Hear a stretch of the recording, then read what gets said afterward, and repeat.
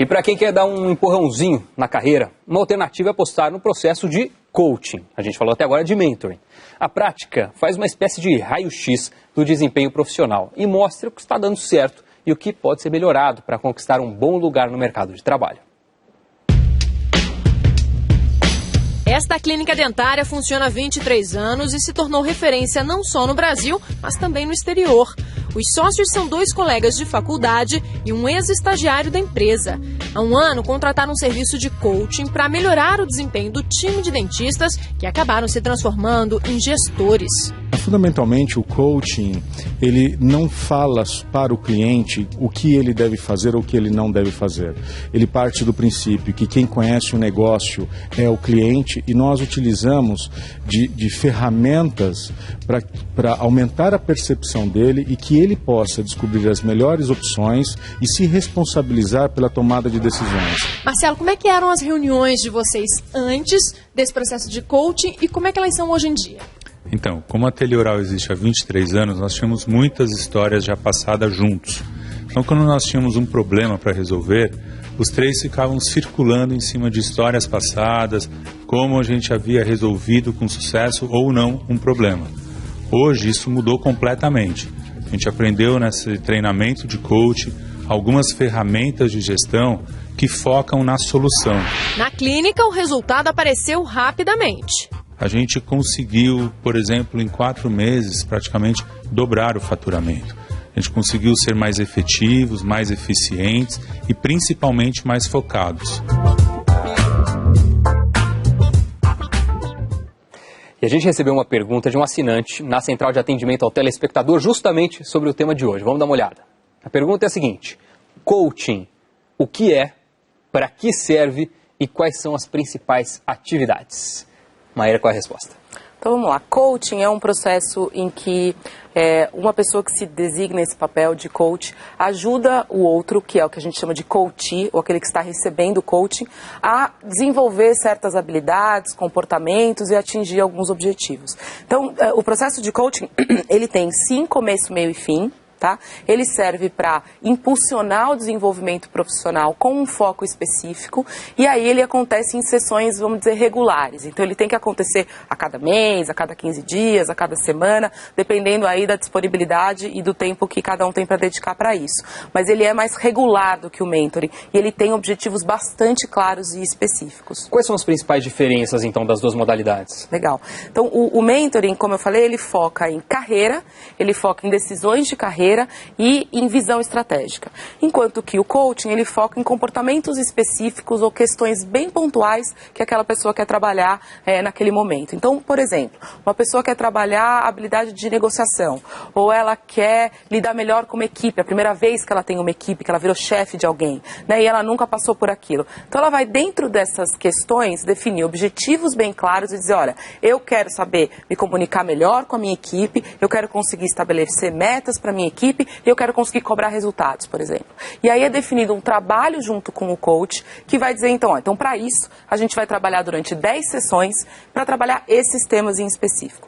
Feito isso, resolvido isso, aí podem se estabelecer novos objetivos. Mas diferente do mentoring, o coaching ele tem começo, meio e fim e objetivos bem claros para ser atingidos. Na reportagem a gente viu um caso de coaching ligado à gestão, né? O objetivo lá era melhorar os processos, os resultados da empresa. Nesse cenário, o coaching funciona como uma espécie de consultoria externa, né? Sim, mas a diferença da consultoria para o coaching é que a consultoria normalmente ela faz um diagnóstico, ela olha para aquela situação e aí ela dá uma solução, ela propõe uma alternativa.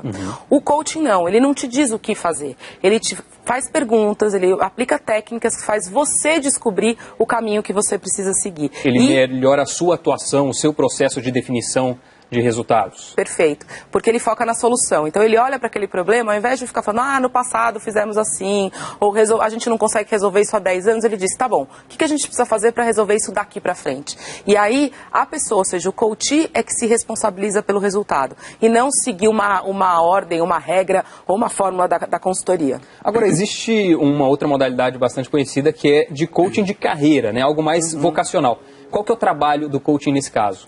Nesse caso, ele mistura um pouco com o mentoring. Por quê? Porque ali vão ser trabalhadas questões de decisões de carreira, próximos passos, o que eu faço para sair de uma posição de analista para uma posição de supervisor. Então, né, quando a gente fala do coach de carreira, esses papéis se misturam um pouco. Qual que é a diferença? A diferença é que o coaching, ele sempre tem uma regularidade, ou seja, acontece com alguma frequência e tem um objetivo muito claro e específico.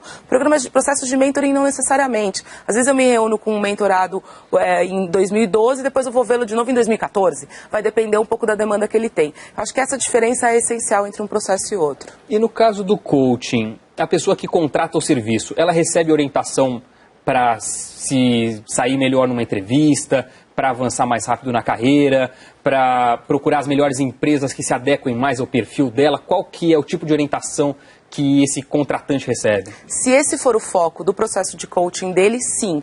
Ele vai chegar nas primeiras sessões de coaching, como foi dito, vai fazer um raio-x do que está acontecendo na carreira dele, e ali nesses primeiros encontros vão se definir objetivos. Se um dos objetivos dele for, por exemplo, se sair melhor numa entrevista ou definir o próximo passo de carreira, esse vai ser o tema abordado durante os encontros. Agora, se ele disser que não, estou muito bem na empresa onde eu estou e o que eu quero mesmo é saber me posicionar melhor com o meu chefe, ou quero gerenciar melhor a minha equipe, ou quero trabalhar melhor num time diferente, estou indo para uma nova cultura, como é que eu me adapto num país diferente? Então, esse escopo do trabalho é definido coach e coachee no início de cada programa, de cada processo. E geralmente quanto custa uma consultoria dessas? Varia muito, e varia muito por nível, Doni. Por quê? Você tem coaches que, como a gente, por exemplo, faz coaching de jovens em início de carreira. É claro que a complexidade do que esses jovens trazem é infinitamente menor do que quem faz coaching de altos executivos. Então isso pode custar qualquer coisa entre R$200 e R$2.000, R$3.000 por sessão. Depende muito da complexidade. E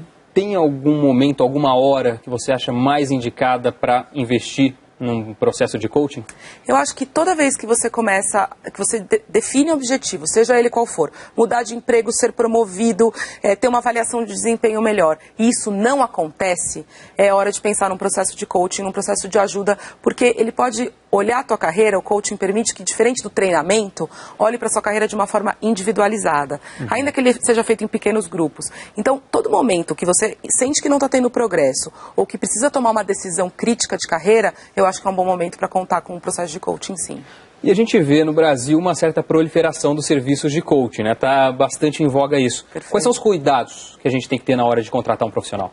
Isso é super importante. Então, assim, coisas que são importantes checar. Ele tem uma formação em coaching? Então existe, por exemplo, Sociedade Brasileira de Coaching, existem cursos certificados de coaching que dizem se esse profissional passou ou não por um processo de formação. A outra coisa é entender claramente qual é a experiência dele como coach. Quantas horas de coaching ele tem? Quantas pessoas já passaram por processo de coaching ou mentoring com ele?